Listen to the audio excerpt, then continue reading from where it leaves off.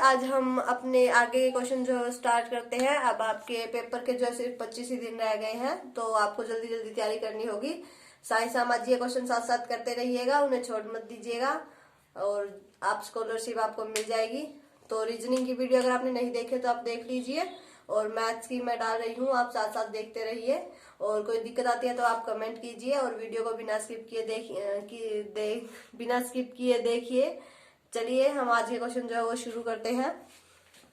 देखिए ये क्वेश्चन हमें दिया गया है, किसी वर्ग का क्षेत्रफल अगर 144 सेंटीमीटर स्क्वायर है तो उस वर्ग की भुजा की लंबाई हमें बतानी है।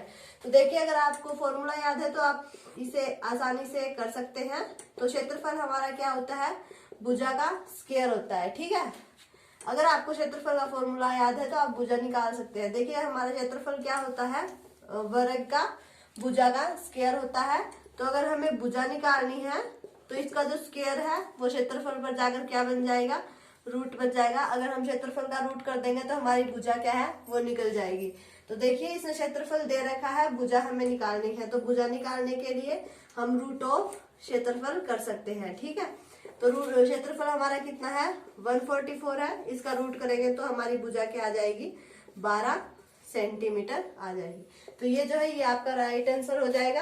ठीक है, तो इस तरह से क्वेश्चन आपको करना है। आपको अगर फॉर्मूला याद है तो आप इसे आसानी से कर सकते हैं, आपको कोई दिक्कत नहीं होगी।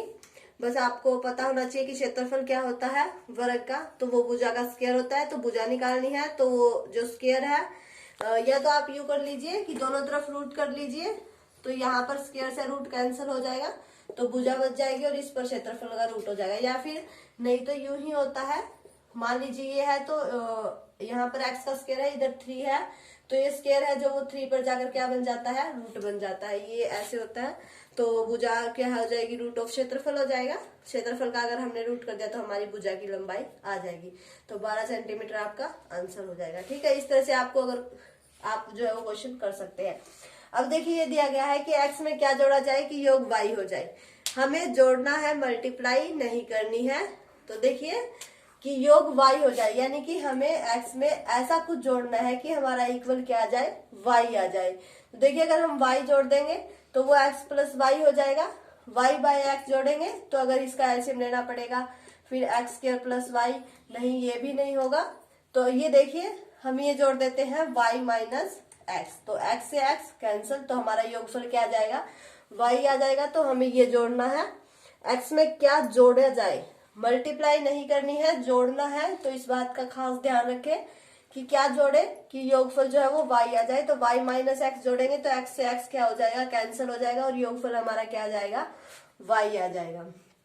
तो इस तरह से आपको करना है। अब देखिए ऐसा ही ये क्वेश्चन है कि x से क्या गुना किया जाए कि गुणनफल जो है वो y हो जाए। तो देखिए x से क्या गुना किया जाए, तो ये हमारा x है, इससे हम ऐसा क्या गुना करें कि गुणनफल जो है वो इक्वल आ जाए किसके, y के। ठीक है, अगर 1 के इक्वल लाना होता तो 1 बाय एक्स से कर देते, अब y के इक्वल लाना है तो y बाय एक्स से कर देंगे, x से x कैंसिल, इक्वल आ जाएगा किसके, y के। तो ये जो है ये आपका राइट आंसर हो जाएगा। तो इस तरह क्वेश्चन आप देख लीजिए कि आपको ऐसा यहाँ पर क्या लिखना है और इसका इक्वल में क्या दिया गया है। जरूरी नहीं y दिया जाए, ये कह दिया जाए कि 1 आ जाए तो आपको 1 बाय एक्स से करनी पड़ेगी, तब x से x कैंसिल हो जाएगा तो 1 आ जाएगा। तो आप पहले ये देख लीजिए कि इक्वल में क्या आना चाहिए, तो उस हिसाब से आप देखिए कि आपको क्या मल्टीप्लाई करनी है या फिर क्या जोड़ना है। तो इस तरह से आप क्वेश्चन कर सकते हैं।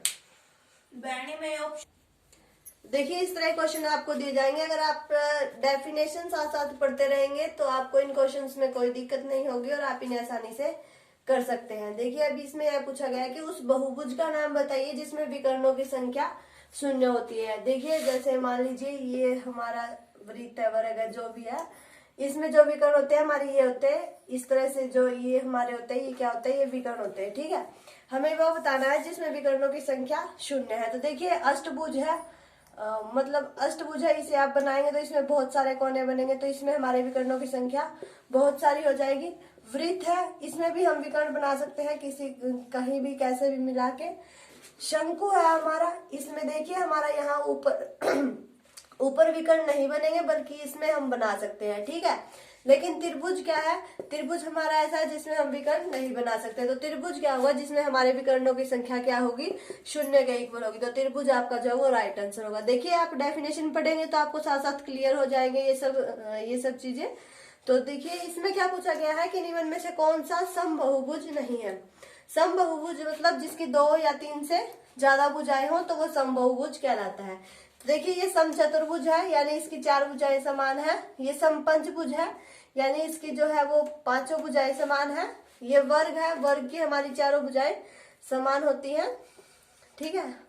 और ये समद्विबाहु त्रिभुज है, यानी कि इसकी जो 2 भुजाएं हैं वो समान है और एक अलग है। तो देखिए ये आपका क्या होगा, समबहुभुज नहीं होगा। बाकी सारे आपके समबहुभुज है, यानी कि जिसकी 2 या 2 से ज्यादा भुजाएं हो वो समबहुभुज होता है। तो देखिए इस और सारी की सारी क्या है, इनमें समान है। तो ये हमारे सारे समबहुभुज है। लेकिन ये समद्विबाहु त्रिभुज जो दिया गया है ये हमारा समबहुभुज नहीं है। तो ये आपका राइट आंसर होगा। तो इस तरह से आपको ध्यान रखना है। आप ये भी देखिएगा कि क्या पूछा गया है। इसने ये पूछा कि समबहुभुज नहीं है, तो ये राइट आंसर होगा। अगर ये पूछता कि इनमें से कौन सा समबहुभुज है तो ये आपके 3 होते हैं, या फिर आपको इनकी तरह मतलब 2 ऑप्शन देके यार ये कहा जाता है दूसरा और तीसरा, इस तरह से कुछ दिया होता। तो आपको ये ध्यान से पहले पढ़ लेना है कि क्या पूछा गया है। जल्दबाजी में क्वेश्चन का आंसर नहीं देना है।